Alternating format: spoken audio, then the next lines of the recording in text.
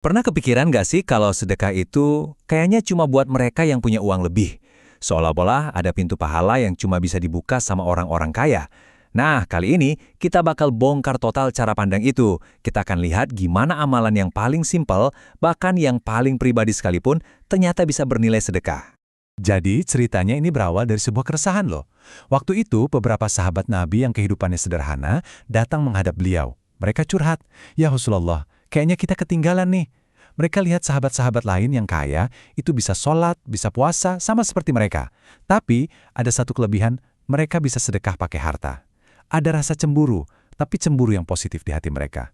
Nah, ini dia pertanyaan utamanya. Gimana caranya kami yang nggak punya banyak harta ini bisa ikutan bersedekah? Pertanyaan ini lahir bukan dari rasa iri, tapi dari semangat yang membara buat ikut berlomba dalam kebaikan. Mereka nggak mau kalah start. Dan justru dari pertanyaan inilah sebuah pemahaman baru yang luar biasa terbuka. Penting banget buat kita pahami ya, ini tuh bukan hasad, bukan iri dengki yang jelek itu. Dalam Islam ini namanya ghibtah. Ghibtah itu pengen punya nikmat kayak orang lain, tapi tanpa berharap nikmat itu hilang dari dia. Justru ini jadi motivasi, jadi semangat kompetisi yang sehat buat ngejar pahala dari Allah. Keren kan? Kira-kira beginilah dilema mereka. Kalau kita lihat, sholat, oke, dua-duanya ngerjain. Puasa, sama juga. Tapi pas masuk ke kolom sedekah harta, nah, di situ ada tanda tanya besar buat sahabat yang fakir. Mereka merasa ada satu gerbang kebaikan super besar yang kayaknya terkunci buat mereka. Dan disinilah momennya.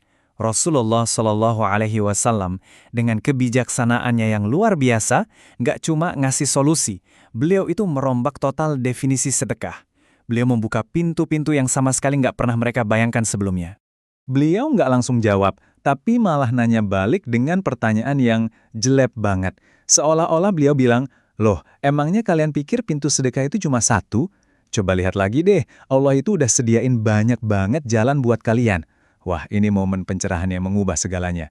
Dan jalan pertama yang beliau tunjukkan itu sesuatu yang bisa kita semua lakukan. Siapa aja, kapan aja, di mana aja. Nggak perlu harta, cuma perlu lisan yang basah karena ingat sama Allah. Yap, pintu pertama itu adalah zikir.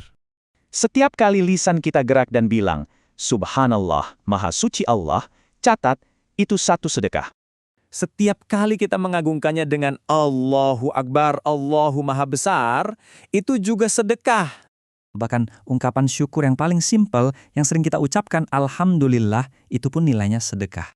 Dan puncaknya, inti dari keimanan kita, kalimat tauhid La ilaha illallah, itu juga pintu sedekah yang terbuka lebar buat kita semua. Gampang banget kan? Dan jangan pernah anggap remeh ucapan-ucapan ini ya, kedengarannya ringan di lisan, tapi di hadis lain disebutkan kalau ucapan Alhamdulillah aja itu udah cukup buat memberatkan timbangan amal baik kita di akhirat nanti. Pahalanya itu bisa memenuhi antara langit dan bumi. Luar biasa. Tapi ternyata nggak berhenti di situ aja. Rasulullah memperluas konsep sedekah ini ke kehidupan sosial kita. Ngajak orang lain buat berbuat baik, itu sedekah. Mencegah orang lain dari perbuatan mungkar, itu juga sedekah. Jadi, ini sedekah yang dampaknya nggak cuma buat diri sendiri, tapi buat ngebangun masyarakat. Oke, setelah menyebutkan amalan lisan dan sosial, beliau kemudian masuk ke contoh berikutnya. Dan yang ini, wah, ini yang paling mengejutkan. Sesuatu yang sangat personal, sangat intim, sampai-sampai bikin para sahabat itu bengong dan bertanya-tanya. Yap, Anda nggak salah dengar. Aktivitas yang mungkin sering kita anggap cuma sebagai urusan biologis, pemenuhan syahwat, ternyata dalam Islam, kalau dilakukan dalam ikatan yang halal, dengan pasangan yang sah, itu nilainya adalah sedekah. Ini benar-benar revolusioner dalam cara kita memandang pernikahan. Para sahabat pun sama kagetnya. Mereka langsung nanya, "Loh, ya Rasulullah kok bisa? Kita kan cuma melampiaskan syahwat, kok malah dapat pahala?" Pertanyaan mereka ini wajar banget. Dan jawaban dari Nabi menunjukkan sebuah logika yang, wah, indah banget. Nah, bagian ini favorit saya. Rasulullah itu nggak cuma bilang, pokoknya begitu, tapi beliau menjelaskan logikanya dengan analogi yang super cerdas yang nggak bisa dibantah.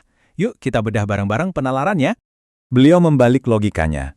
Beliau tanya, gimana menurut kalian kalau syahwat itu disalurkan ke jalan yang haram, misalnya zina? Dia dosa nggak?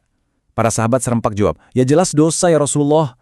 Terus beliau langsung menyimpulkan, nah kalau gitu berarti pas dia menyalurkannya di jalan yang halal, dia pasti dapat pahala. Sempurna. Logikanya nggak terbantahkan. Jadi, Poin utamanya adalah ini. Saat kita memilih jalan yang halal dan meninggalkan yang haram, tindakan memilih itu sendiri adalah sebuah bentuk ketaatan. Itu adalah ibadah. Niat kita buat menjaga diri dari yang dilarang, itulah yang mengubah aktivitas duniawi jadi bernilai pahala di sisi Allah. So, dari semua ini kita bisa ambil kesimpulan yang keren banget. Sedekah itu ternyata bukan monopoli orang kaya. Setiap dari kita, setiap muslim, setiap hari, dalam setiap aktivitas kita, itu punya potensi yang tak terbatas untuk bersedekah. Bahkan dalam hadis lain, sedekah itu disebut sebagai burhan. Burhan itu apa sih? Artinya bukti. Bukti dari apa? Bukti kebenaran dan kesungguhan iman seseorang. Jadi, setiap kali kita bersedekah, entah itu dengan harta, lisan, atau perbuatan, kita itu sebenarnya lagi membuktikan iman kita kepada Allah. Nah, kalau sedekah itu bukti keimanan, maka setiap hari itu adalah panggung pembuktiannya. Ada sebuah hadis lain yang menyebutkan bahwa setiap manusia di pagi hari itu sedang menjual dirinya. Setiap hari itu ibarat transaksi.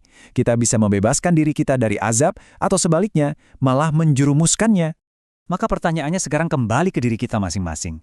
Setiap sedekah yang kita lakukan, setiap tasbih yang terucap, setiap ajakan baik, setiap pilihan halal yang kita ambil, itu semua adalah cara kita menjual diri kita kepada Allah untuk meraih kebebasan yang sejati. Jadi pertanyaannya, hari ini kepada siapa kita menjual diri kita?